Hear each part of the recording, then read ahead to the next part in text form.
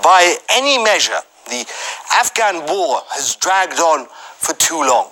Too many people are dead, too little achieved, too much hatred bred. Why not try something new? This is a very good opportunity, and we would like to participate and raise our genuine issues. We would urge these world powers to help resolve the Afghan issue as per international laws and principles. The Afghan High Peace Council will send 4 delegates. The Taliban, 5, reportedly. Representatives of a dozen nations have also been invited, and it couldn't have happened soon enough.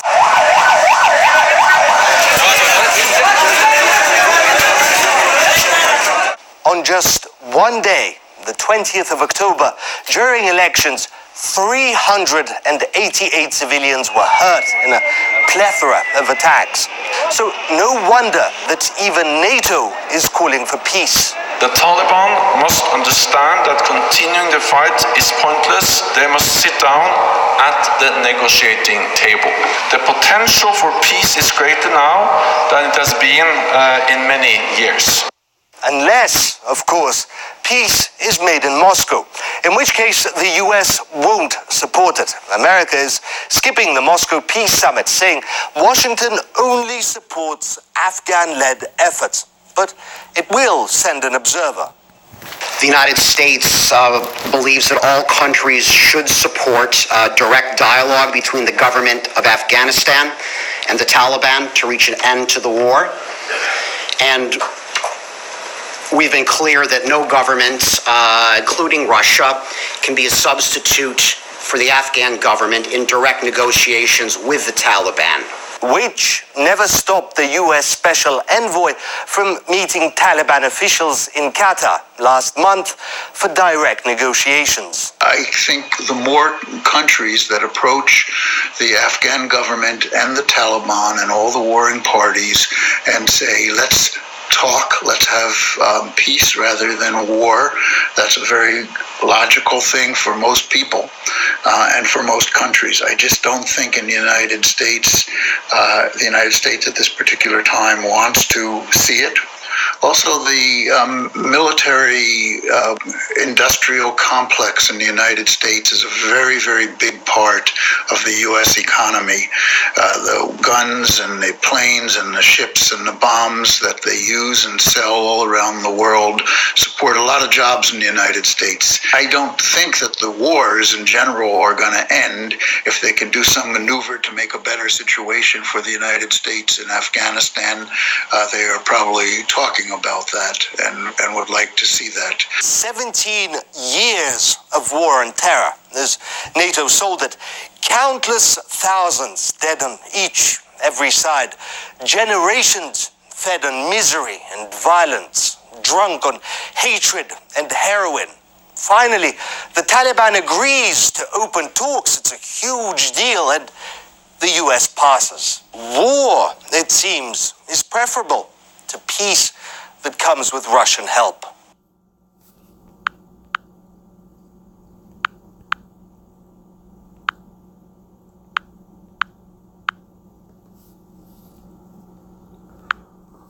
Okay, Shalom.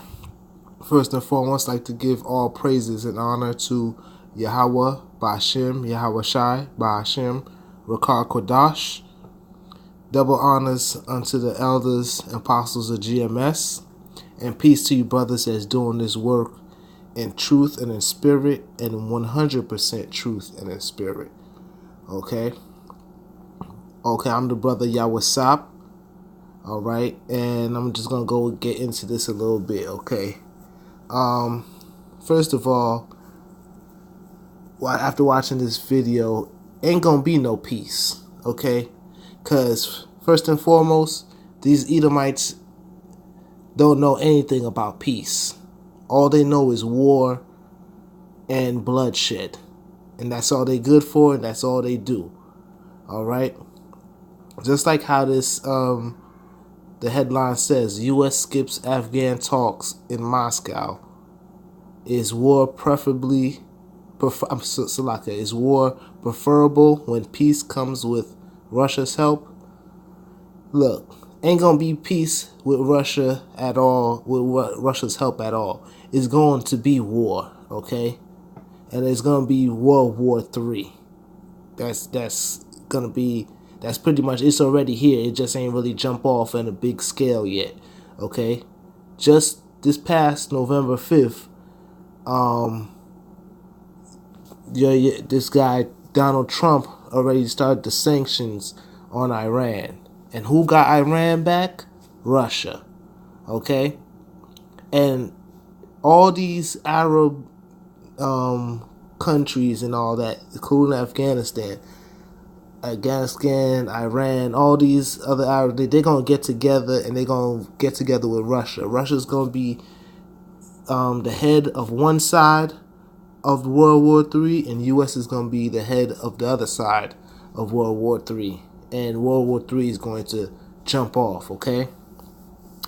So, with that, I just wanted to bring up some scriptures and everything, because we right here, we at the end, and let me just let the scriptures speak, okay? First scripture that I wanted to bring out is we're gonna go to the book of Matthew, okay? Because we here, Salakia.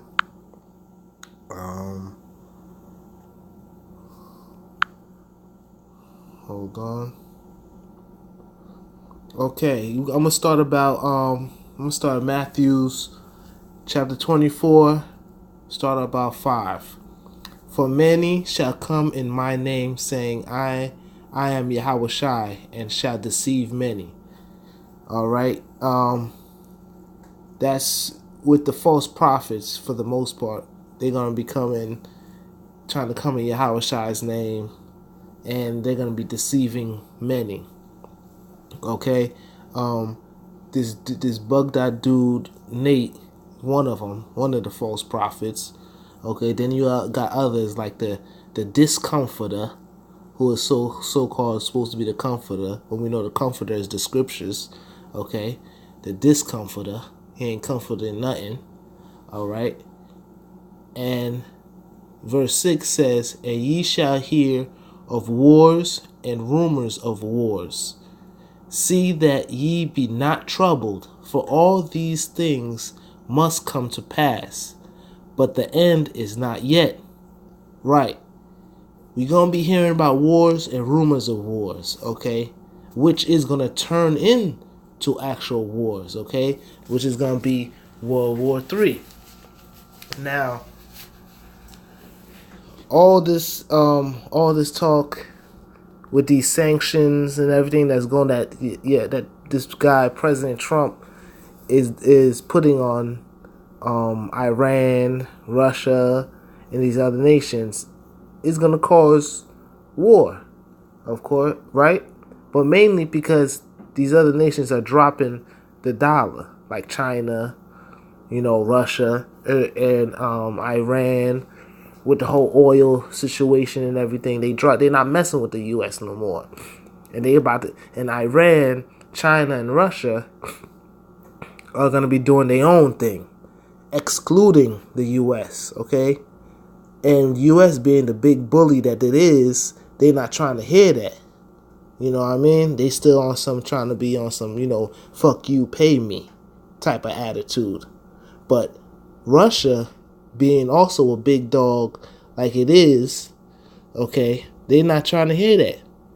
So if you got two bullies on one block, and one bully is trying to take over the whole block, it's not gonna be a such thing as two bullies running a block. Okay, it's only gonna be one. All right, and I'm just saying that to say how things are gonna jump off. So if you got two bullies on one block, they're gonna rock out. They're gonna bang it out until it's only one of them left. Okay, so continue, let me go on. So verse 6 says, and ye shall hear of wars and rumors of wars. See that ye be not troubled, for all these things must come to pass, but the end is not yet. That's right. Who shouldn't be troubled? The elect shouldn't be troubled. Okay? Lord willing, the men that's doing this work in 100% truth are the elect. Okay? We shouldn't be troubled because, first of all, we got the scriptures telling us this is about to happen and this is what's to come. Okay? And the end is not yet. It's nigh. We hear at the end, but a couple more things have to happen first. Okay? For nation shall rise against nation, and kingdom against kingdom, and there shall be famines and pestilence and earthquakes in diverse places. Okay? All these are the beginning of sorrows. Right? Exactly. Nation against nation, kingdom against kingdom. Right? U.S. versus Russia. That been the two big dogs for a long time, even before a lot of us was born.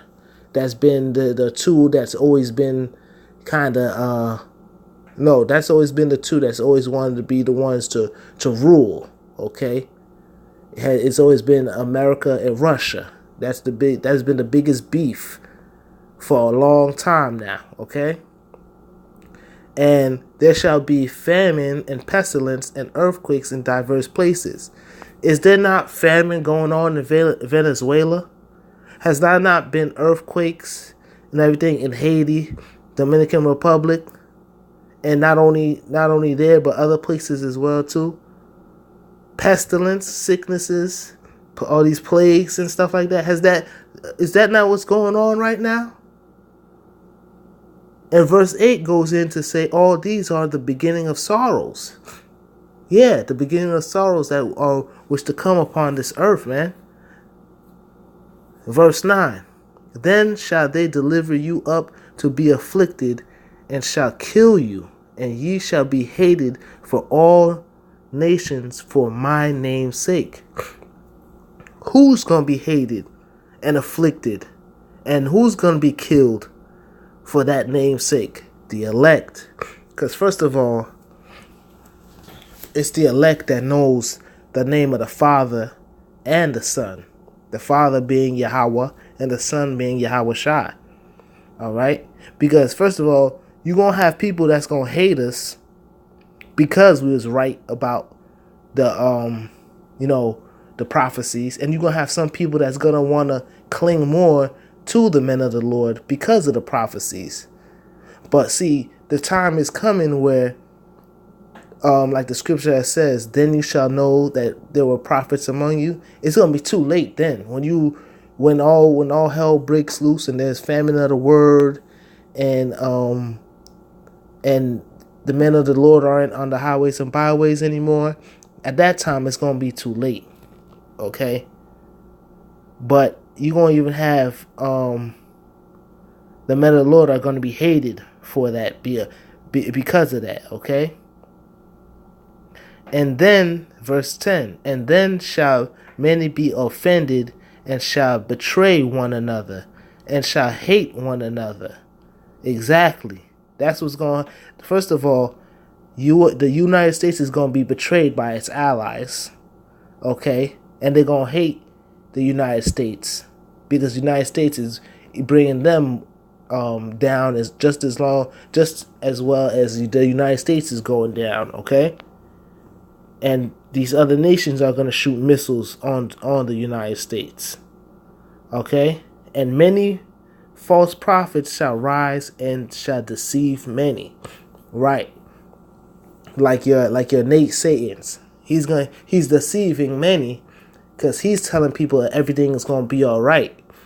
Okay? He's telling people that the microchip, the RFID chip is not the mark of the beast. Okay, he's deceiving many, all right, and deceiving them on a large scale because he has a big following. Okay, so basically, that's the time we in, man. We in the time of this World War III. Okay, and I want to bring out where we at? I wanted to bring out also Luke. Cool, we're gonna go into the book of Luke because it's not a coincidence that